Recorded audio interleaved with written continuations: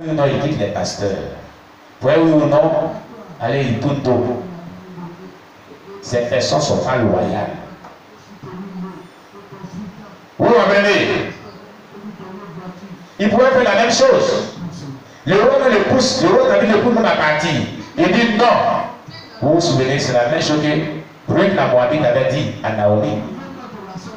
Ce sont les mêmes propos que Ruth la Moabite avait dit à Naomi. Est-ce que tu seras loyal? Ou est-ce que tu es loyal envers Dieu, envers ton assemblée chrétienne, envers ton pasteur? Est-ce que tu es un disciple loyal? Alléluia.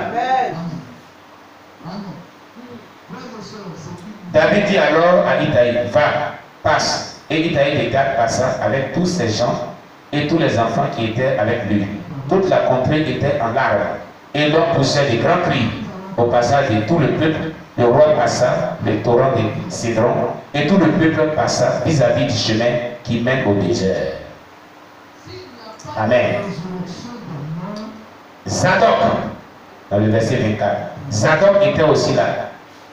Et avec lui, tous les Lévites portant l'arche de l'alliance de Dieu. Et ils posaient l'arche de Dieu. Mais notre Zadok n'est pas là ce matin.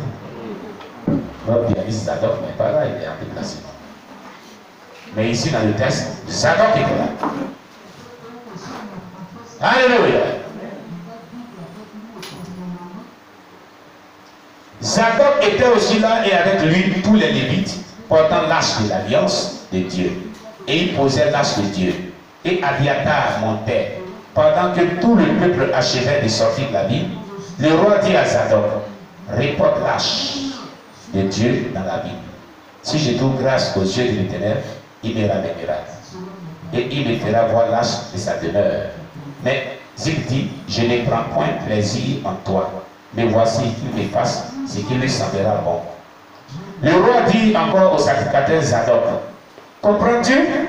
Retourne en paix dans la ville avec Achimaah, ton fils, et avec Jonathan, fils d'Abiathar, vos deux fils. Voyez, j'entendrai dans les plaines du désert, jusqu'à ce qu'il m'arrive des nouvelles de votre part. David, regardez les propos de David. Son fils vient contre lui. Il sait que son fils, il vient le trouver, va le tuer. Mais tous ces propos, dans son épreuve, sont des propos d'humilité. D'humilité, pas les propos orgueilleux. David est en train d'éprouver l'humilité. Il donne des sages conseils. Quand l'homme est dans les épreuves, en réalité, celui qui cherche Dieu, craint Dieu, devient humble. Il n'a pas des propos orgueilleux. Il n'est pas hautain. Il s'humilie. Il dit, ramenez l'âge de l'Éternel. Vous êtes parti à l'âge de l'Éternel avec moi. Il savait que Dieu n'était pas content de lui. Il savait qu'il n'était pas agréable à Dieu. Peut-être que je reverrai, quand je vais revenir, je vais voir l'âge de l'Éternel. Amen. Quand tu commets des fautes, quand tu as désobéi, quand tu as fait des choses graves, aie un cœur humble. Pose des attitudes, des actions humbles. Aie des propos humbles. Ne sois pas orgueilleux. Qu'on ne trouve pas des propos méchants de ta part. Sois vraiment quelqu'un de bien. Vis selon la parole de Dieu, dans la crainte de Dieu. Amen.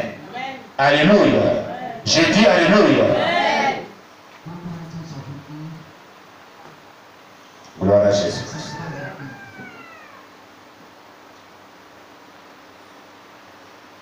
Ainsi Zadok et Abiathar reportèrent l'arche de Dieu à Jérusalem. Et ils y restèrent. David monta la colline des Oliviers. Il montait en pleurant et la tête couverte. Et il marchait au nu-pied. Et tous ceux qui étaient avec lui se couvrirent aussi la tête. Et ils montaient en pleurant. Voici un cœur réellement repentant. Voici quelqu'un qui est touché. Il reconnaît que Dieu n'est pas content de lui. Le roi pleure. Tous ceux qui étaient avec lui pleuraient. Ce sont les pleurs de regret, les pleurs de repentance, les pleurs vraiment qui attestent que Ils reconnaissent qu'ils ont fait ce qui est mauvais. Mais il y a des personnes qui pêchent. Mais c'est dans le péché là qu'ils se réjouissent. Ils n'ont aucune conscience. Ils n'ont aucun remords. Dieu ne veut pas de telles personnes. Alléluia. Quand il fait ce qui est mal aux yeux de Dieu, il faut avoir des remords. Il faut te repentir. Avec des larmes, avec des pleurs, s'il en faut. Alléluia. Il faut revenir d'un cœur sincère vers Dieu. Il faut pleurer. Il faut supplier Dieu. Alléluia. J'ai dit Alléluia. Amen. On vient dire à David, Achitophel est avec Absalom, parmi les conjurés. Achitophel, son grand conseiller, il s'est retourné contre lui. C'est un Judas. Hier, on a parlé des Judas, non? Meilleur conseiller du roi David, il est allé dans le camp de justice. Achitophel. On a dit ici que peu importe qui tu es, tu seras trahi par celui qui est proche de toi. Hier, ta loyauté de loyauté. Chaque personne a son Judas sur la terre. Maranatha! Plusieurs personnes sont laissées. Acclamez Jésus-Christ. Alléluia. On vient dire à David, Achitophel est avec Absalom parmi les conjurés. Et David dit, ô Éternel, réduis à néant les conseils d'Achitophel. Il ne va pas donner bon conseil à cet enfant. Lorsque David fut arrivé au sommet, où il se prosterna devant Dieu, voici Hushai, l'Archien, vint au devant de lui, la tunique déchirée et la tête couverte de terre. David lui dit, si tu viens avec moi, tu me seras à charge. Et au contraire, tu anéantiras à ma faveur les conseils d'Achitophel. Si tu retournes à la ville et que tu dises à Absalom, ô roi, je serai ton serviteur. Je fus autrefois le serviteur de ton père, mais je suis maintenant ton serviteur. Voilà un de ses conseils qui vient. Il dit, non, il faut retourner vers le roi, mon fils. Dis-lui que j'étais le serviteur de ton père, mais je vais être ton serviteur. Là, tu vas anéantir les mauvais conseils d'Achitophel. Alléluia. Les sacrificateurs Zadok et Abiathar ne seront-ils pas là avec toi? Tout ce que tu apprendras de la maison du roi, tu le diras aux sacrificateurs Zadok et à Abiathar. Et comme ils ont là auprès d'eux leurs deux fils, Achimaa, fils de Zadok, et Jonathan, fils d'Abiathar, c'est par eux que vous me ferez savoir tout ce que vous aurez appris. Il y a toujours des infiltrés partout. David était en train de positionner des infiltrés pour lui donner des informations sur comment son fils dirigerait le royaume. Alléluia. Et comment il allait reconquérir son trône. Voilà Jésus. C'est la même chose dans une église. Satan a toujours ses infiltrés. Il y a des sorciers qui invitent l'église. Il y a des satanistes qui invitent l'église. Dans une famille, il y a toujours des éléments de Satan qui invitent la famille. Dans un foyer, il y a toujours des espions. Partout. Il n'y a pas une maison où il n'y a pas des infiltrés. Il n'y a pas une famille où il n'y a pas des infiltrés. Il n'y a pas une assemblée chrétienne où il n'y a pas des infiltrés. Satan a positionné ses agents partout. Retenez cela. C'est la prière, la sainteté qui nous donne la victoire. Alléluia. Hushai, ami de David, retourna donc à la ville et Absalom entra dans la Jérusalem. Amen. Le dimanche prochain, nous verrons le chapitre 16. Les amis et les ennemis de David. On verra les amis et les ennemis de David dans le chapitre 16. Vous allez voir que dans le chapitre 16, tu peux manger avec quelqu'un, dormir avec la personne, faire tout avec la personne peut être ton ennemi. Vous comprenez? Ton meilleur ami peut devenir ton ennemi. Même ton propre frère peut devenir ton ennemi. Ce n'est pas passé sur la terre des humains. Au Burkina, qu'est-ce qui s'est passé? Autant de Blaise Compaoré et Thomas Sankara. Qu'est-ce qui s'est passé? Hein? Ils n'étaient pas parentés. Ils n'étaient pas parentés. Vous qui connaissez l'histoire, ils n'étaient pas parentés. Mais qui a tué Thomas Sankara? Son propre frère. Ton propre frère peut devenir te mettre ton ennemi pour t'assassiner, pour te tuer.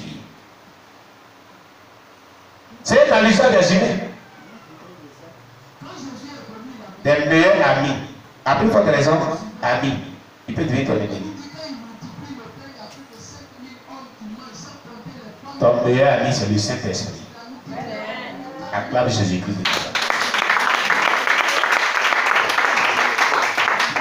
Ton meilleur ami, c'est Jésus-Christ de Nazareth. Alléluia. Mais, si tu as une femme qui craint Dieu, ou bien tu as un homme qui craint Dieu, il est ton meilleur ami. Elle est ton meilleur ami. Acclame Jésus-Christ aussi. C'est la crainte de Dieu dans le cœur qui fait des êtres humains des meilleurs amis. Mais quand il n'y a plus de crainte de Dieu, il devient ton ennemi. Alléluia. C'est pourquoi chaque personne va cultiver la crainte de Dieu dans son cœur. Ne doit pas ouvrir les portes aux démons. Aussi longtemps, on a vu ça hier, aussi longtemps que Judas n'avait pas ouvert les portes, la porte pour que Satan rentre dans son cœur, il ne pouvait pas livrer Jésus. Il n'avait pas livré Jésus. On a vu ça hier. Mais c'est lorsque Judas, Satan est rentré dans son cœur, qu'il a trouvé bon de livrer Jésus. C'est pas ce qu'on a vu hier. C'est pas ce qu'on a vu hier. Amen. À table, Jésus dit, l'un de vous me livre. Chaque disciple dit, même, est-ce-moi, est-ce-moi, est-ce-moi, est-ce-moi. Jésus prend la parole et dit, celui qui trempe son morceau de pain dans la main à 7 mois, c'est lui. Et quand Judas a trempé le même morceau dans la 7 mois, il dit, mon ami, ce que tu fais, fais-le bien. La Bible dit que le diable rentra dans le cœur de Judas. C'est à ce moment-là qu'il est devenu mauvais. Donc comment, s'il n'y a pas de porte d'entrée, comment le diable va rentrer dans la vie de quelqu'un? Il avait déjà ouvert une porte d'entrée dans sa vie. Quelle était cette porte d'entrée? Le vol. La Bible déclare qu'il gardait la bourse, mais il prenait de temps en temps de l'argent dedans. Il était un voleur. Il volait de temps en temps les offrandes de Jésus. Le vol était une porte d'entrée des démons dans la vie de l'homme. De Satan.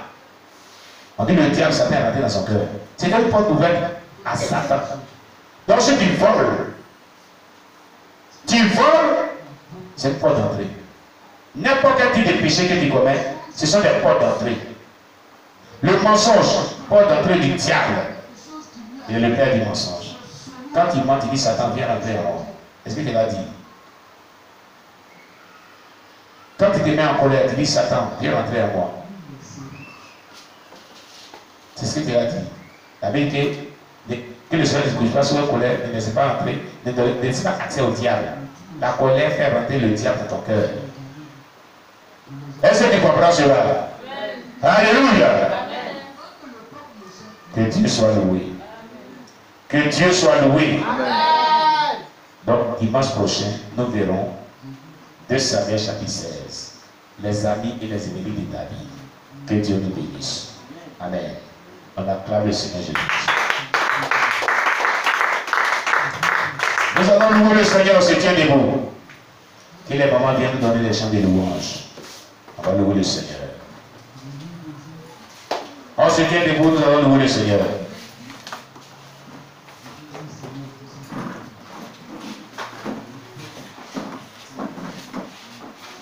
On se tient debout. Louange, louange, louange, louange.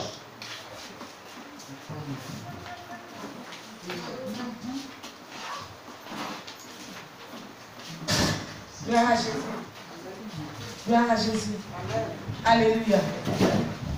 Moi je bénirai Jésus. Hosanna. Moi je bénirai Jésus. Hosanna. Alléluia. Amen. On s'était humblement levé et on va danser à la gloire de notre Seigneur Jésus. À Jésus. Alléluia. Amen. Commence à bouger un peu à cause de la fatigue. Les moments où c'est vraiment levé. Alléluia. Amen. Moi je bénirai Jésus. Hosanna, moi je bénirai Jésus. Hosanna.